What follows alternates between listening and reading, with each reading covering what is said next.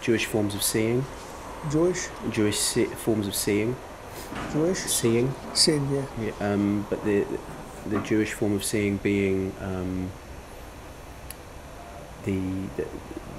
and maybe the vision in the text, the visual imagery of the text, is a form of mental imagery, and the mind's eye space there, and a lot of the conflicts and dynamic in the Torah seem to be from like a psychic exploration, from like these inner spiritual battles, and that being where they almost take place in the very early narratives of Genesis, the Bereshit.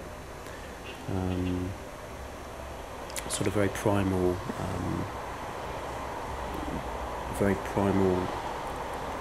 incredibly powerful tension of the psyche, where that is in the way in which they're experiencing God in the very primal early sense, and breaking away from the sort of distorted world that they're in. And I think a lot of the paintings come from that space, through that dynamic, and that almost like a sort of some sort of means of finding a way through the labyrinth.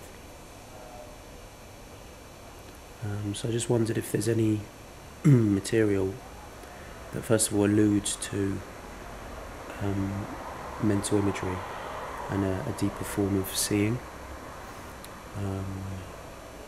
because it doesn't seem to be discussed very much. It just sort of is taken for granted. But one major thing is the tefillin on the forehead that seems to mark it, but that seems to be lost knowledge as well. And this is the major tool that I use for creativity.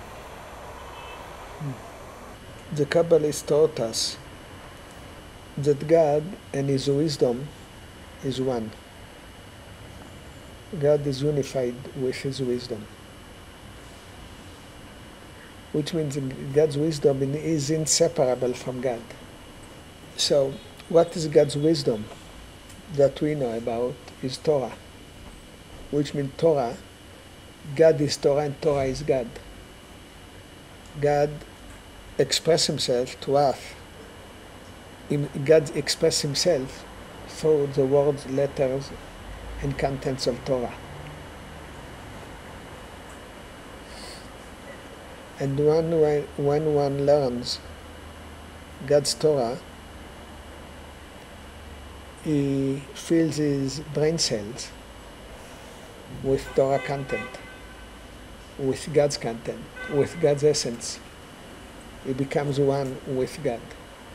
He has the greatest type of cleaving to God is done through Torah, through the learning of Torah. When you pray to God, you stand before God, you sit before God. When you learn Torah, Torah particles or divine particles permeate into your nervous system, into your brain, into your cells, into your emotions. And God is like Chaya Chayim, the source of life.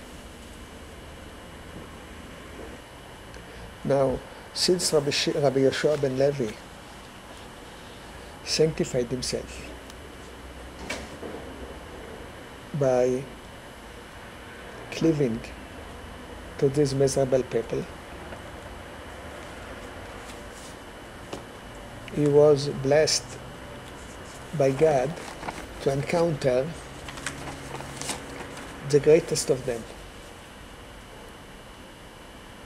Mashiach.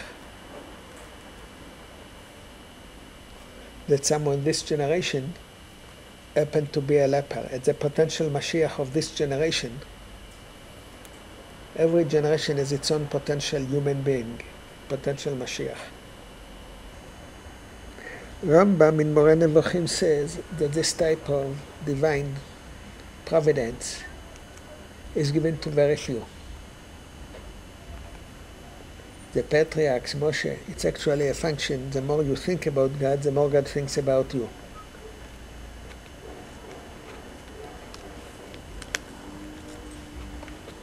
Gaon Mevilna says it's through the medium of Torah.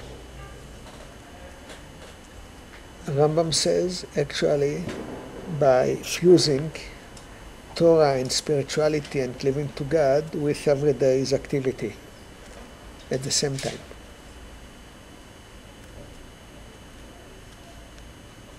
Or with even the way you make your living.